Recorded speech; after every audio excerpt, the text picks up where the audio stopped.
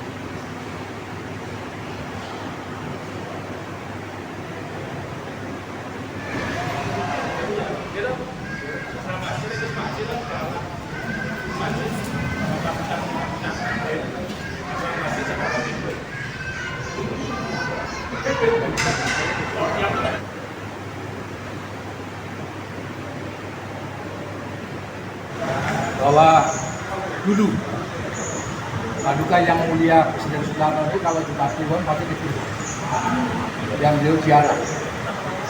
Nah, perumusan bangunan ini itu justru di Kliwon bulan November ketika beliau ziarah. Secara kebetulan beliau kalau ke Cirebon seperti yang dikatakan Pak Kiai tadi, memang betul pakai kalau ziarah harus pakai pakaian adat. Karena beliau adalah tamu resmi Kesultanan Kanoman, tapi tanpa pengawas pribadi. Ya, itu dipakai dalam pribadi. Ketika beliau ketemu dengan Hajah Siti Garmini, kebetulan beliau adalah tokoh NU, tokoh wanita NU. Beliau memintakan, saya minta kenang-kenangan yang kira-kira melekat dari Bapak Presiden. Saya punya lahan, dulu sawah. Di belakang ini kebun melati. Di belakang itu kebun melati dulunya. Makanya nama kampung sebelah itu namanya Kampung Melati. Karena dulu kebun melati. Luasnya 500 meter. Nah, pada saat itulah Pak Karno menyebut bahwa nama masjidnya nanti Sunan Gunung Jati. Kenapa? Karena Pak Karno melihat tidak ada nama Sunan Gunung Jati di Masjid Gunung Jati. Karena Masjid Keramat di Gunung Jati itu namanya Dok Jumeneng. Artinya Dok Jumeneng ketika beliau duduk di Jumeneng jadi Sunan Cirebon. Itu sejarah. Nah, orang Cirebon mengenal bahwa ini adalah Masjid Wakaf Garmini. Karena memang ini dulu lahannya Hajah Siti Garmini.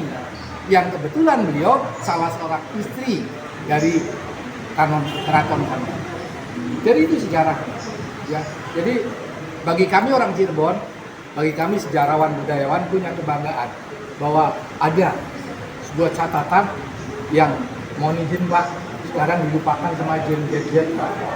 Gen-Z ini ya perlunya Bapak tadi ya adanya buku, adanya literasi untuk anak-anak kita ke depan Pak supaya tidak kehilangan anak ini, supaya mereka tahu jati diri. Itu sepintas. Nah. Ketika saya SMA tahun 78, saya masih lihat fisik aslinya yang ada di kota itu. Seperti itu fisik aslinya. Seiring berjalannya waktu, keluarga keturunan dari Bu Garmini ini minta disebutkan nama beliau. Ya, minta disebutkan nama beliau. Memang di dalam prasasti di situ ada kepala daerah. Kebetulan pada waktu itu wali kota Cirebonnya Pak Prabowo, namanya seperti presiden kita sekarang. Yang waktu kan masih wali kota. Belum presiden Pak ya. Jadi gitu gambarannya Bu ya. Ini membuktikan bahwa beliau seorang proklamator, tapi beliau juga eksis terhadap bagaimana kontribusi beliau terhadap sejarah, terhadap budaya, terhadap pemahaman agama. Ya, jadi mohon maaf kalau bapak-bapak berbicara toleransi, saya orang Cirebon boleh sombong. Jangan ajari kami orang Cirebon toleransi, karena kami sudah toleransi sebelum negeri ini ada. Terima kasih Pak. Baik, terima kasih Pak Caca. Mungkin ini menjadi PR-nya Pemda, baik Pemda DIY maupun Sambaya. Diberikan Majelis Gunung Jati atas pemberian nama dari Aga Jangkila Presiden Republik Indonesia Bapak Insinyur Haji Soekarno. Harusnya Ibu RH Sibigawan Sidoarjo Alat Surya Maja. Gerakan batu pertama oleh Wali Kota Kepala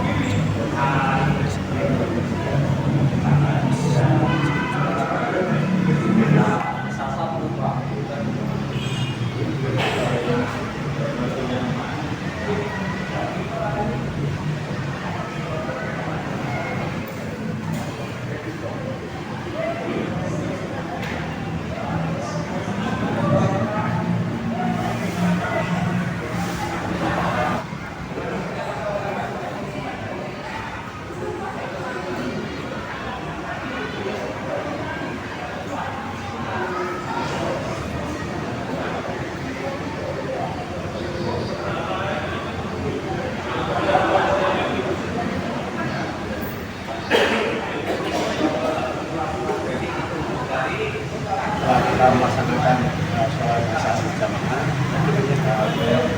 dan berjamaah di Masjid Gunung Jati Kota Cirebon, dan diterima dengan sangat baik oleh pengurus yang muliakan, ada Pak Satori Marogo, Pak Kapena, kemudian ada Pak Slamet dan juga Pak Jajan. Terima kasih. Dan kemarin teman-teman hadir dan kawan di Jogja. Ada yang luar biasa hari ini kita lihat bersama-sama. Jadi setelah kita menjalankan jalan-jalan Sinau Pancasila, ya, Sinau sejarah di berbagai kota, berbagai daerah. Sebelumnya beberapa waktu yang lalu kita ke Linggarjati, Kuningan, sebelah selatannya Cirebon. Dan hari ini kita silaturahmi di Kota Cirebon. Tadi kita sudah ke Kepala Dinas Kebudayaan Kota Cirebon, dan salah satu yang penting untuk kita diskusikan adalah bagaimana pemerintah lebih memberikan perhatian, khususnya Pemda DIY memberikan perhatian terhadap tempat-tempat yang bersejarah melalui 3 hal. Yang pertama, tentu saja aspek ilmu pengetahuan dikedepankan dengan melakukan penelitian, riset, penyusunan naskah akademik untuk memastikan naskah otentik itu ada dan benar. Kemudian yang kedua, pengembangan agar pendidikan, edukasi tentang sejarah Pancasila pada anak-anak kita bisa berjalan lebih baik dengan pembangunan museum, pembuatan film, pembuatan buku, dan lain-lainnya. Dan yang ketiga adalah kerjasama. Hari ini kita berada di depan prasasti, ya, yang menerangkan satu peristiwa yang luar biasa besar, di mana Ibu Darmini, ya, Ibu Haja Siti Darmini Saroyo binti Raden Muktalar Surya Atmaja, ini ibahnya, diberikan kepada ibahnya, sekaligus untuk menjamin Bhinneka Tunggal Ika, menjamin toleransi.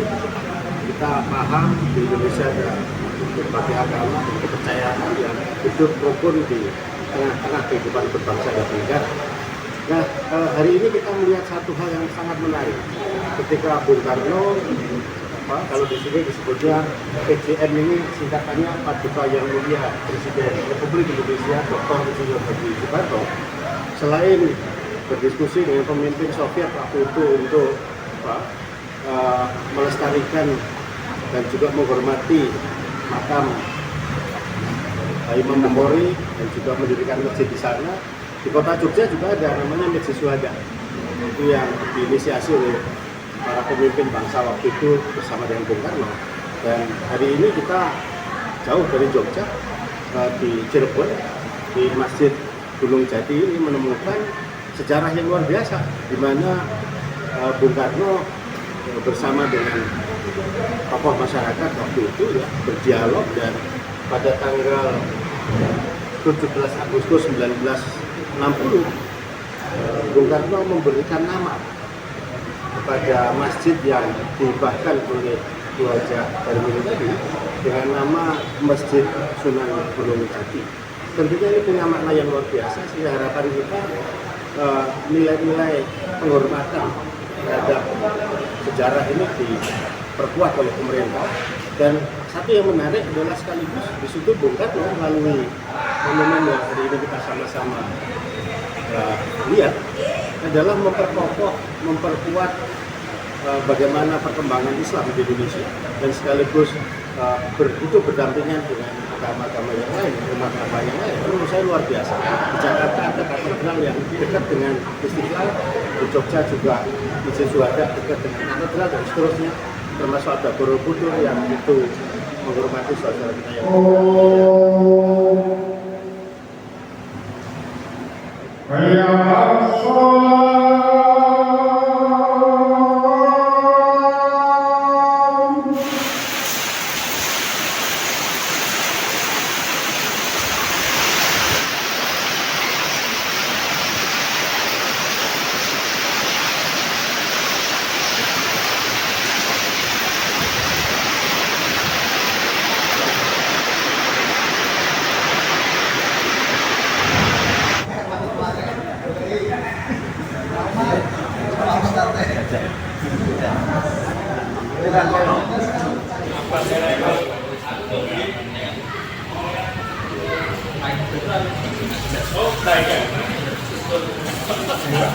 pertama di dalam. Oh, di dalam. Nah, kalau motif masjid ini motifnya motif apa nih, Pak? Motif kecerbonan. Oh, di Cirebon. Kecerbonan. Oh. Karena daerah Cirebon. Jadi hampir 3 kali lah. Ini yang terbaru gitu. Untuk riset pengembangan museum sekaligus pembuatan film-film yang kita ini ngerti tentang sejarah dan satu-satunya bangsa yang memiliki catatan sejarah begitu besar itu Yogyakarta dan Indonesia baru saja, dan juga hari ini kita ke Cirebon. Nah, maka pada Pak Kiai Umaruddin Bastar untuk memberikan ditinggalkan oleh Bung Karno. Tadi saya mendapat cerita bahwa Bung Karno dulu kalau sholat di sini selalu pakai pakaian adat keraton. Jadi itu memberikan gambar bagi kita bahwa wawasan kebangsaan, nasionalisme bangsa kita yang dibangun oleh para pendahulu itu selalu menyatukan, mengintegrasikan antara agama dan budaya. Itulah kenapa pokoknya wawasan kebangsaan kita, karena para pendiri bangsa selalu menyatukan agama dan budaya, tidak memisahkannya. Seperti Pak Karno di sini, kalau sholat di sini ceritanya selalu pakai pakaian adat keraton Cirebon, tidak memakai pakaian mungkin yang Islam yang biasa. Itu bukti bahwa beliau menggabungkan antara agama dan budaya untuk memperkuat kawasan kebangsaan. Dan hal seperti ini akan kita terus telusuri bagaimana kawasan kebangsaan kita semakin kuat ke depan dengan menggabungkan berbagai banyak budaya dan agama dan keyakinan agar bangsa kita tetap kokoh dan kuat kembali. Itu mungkin dari saya. Terima kasih. Jadi awal mulai cuma kecil aja, Pak ya? Iya, hajatnya kabul gitu. Oh. Mungkin karena tokoh Soekarno pernah di sini mungkin ya. Peletakan batu pertamanya oleh Soekarno itu ada. Oh, kalau dulu kan kunjungan Pak Soekarno ke sini kan 1959-an. Nah, itu kan yang punya kan Raden Bu Haji Karmini. Dia mau bangun masjid. Ya. Kita Pak Soekarno meletakkan batu pertama. Tapi peresmiannya sih sama wali kotanya. Iya. Setelah Setiap sudah tahun. jadi ya. Tapi kan Pak Karno sempat berkunjung, ketika berkunjung pasti mampir ke sini, Pak. Oh iya jelas, mau presiden sholat di sini. Sempat tahajud di sini juga. Iya, jadi ada apa ya? Jumat Kliwon apa gitu. Itu yang itu yang paham tuh. Pakai besi. Dia sempat sholat di sini. Jadi banyak orang yang ke sini tirakatan di sini, Pak. Iya, maksudnya beberapa orang tuh ada yang hajatnya kabul lah. Oh, iya. Ya kan masing-masing orang Iya, untuk keyakinannya. Nah, ini Pak, Oh, fotonya Bung Karno di sini nggak ada ya? Mana aja Pak yang bertujuh penunjuk ini? Kenapa? Dari mana aja penunjuk? Rata-rata. Maksudnya paling jauh. Maksudnya dari lingkungan masyarakat, apa masyarakat di sini apakah ada dari luar Pulau Jawa datang ke sini? Belum pernah. Kurang tahu. Beberapa orang cerita.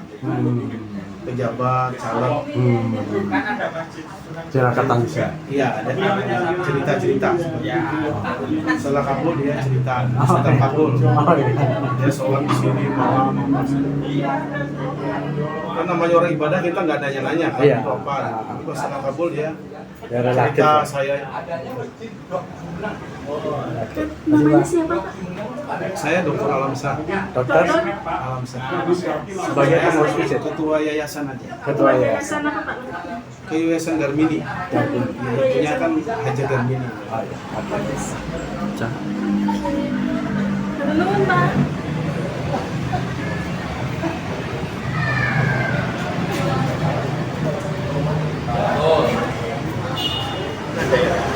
Demikian juga kami juga punya kerjasama dengan Jogja Cilegon. Jadi inilah menjadi PR kita semua. Dan yang terakhir,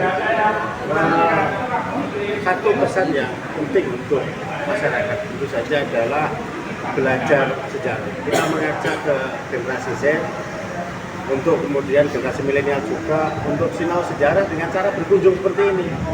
Ini kan kita berkunjung, ya, ibadahnya dapat, pengajarnya juga dapat, dan juga kita bisa bertemu Pak Jajan, Pak Satori, dan juga Pak Selamat, teman-teman semuanya bisa berdialog panjang.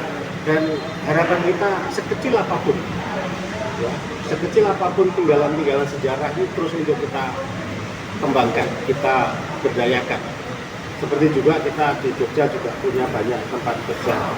Saya kira ini teman-teman banyak tempat-tempat sejarah yang dikunjungi oleh masyarakat. Manapun itu. Kemudian yang kedua tempat orang belajar, tempat orang melakukan penelitian, tempat orang melakukan riset. Nah yang terakhir yang paling penting, belajar sejarah termasuk pengembangan museum, pengembangan monumen, pengembangan penyusunan akademik, buku dan lain-lainnya itu untuk membuat generasi muda kita tidak lupa sejarah. Bagaimana pesan Bung Karno, jangan sekali-kali melupakan sejarah. Nah sehingga harapan kita di tengah-tengah isu tentang refocusing, isu tentang efisiensi, pendidikan sejarah ini tidak boleh ditinggalkan. Gitu ya. Makan gratis boleh, silakan.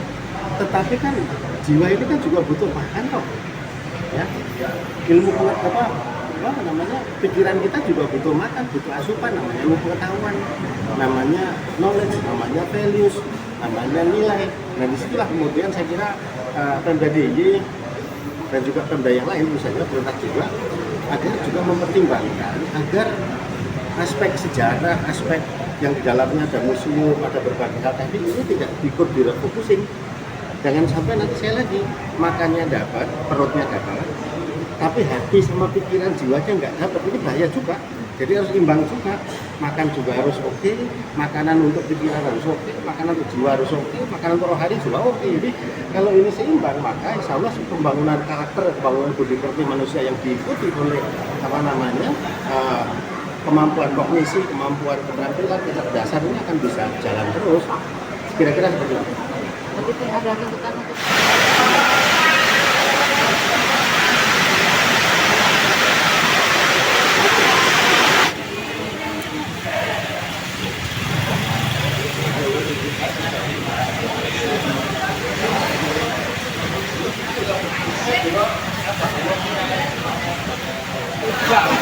Ayo, ayo.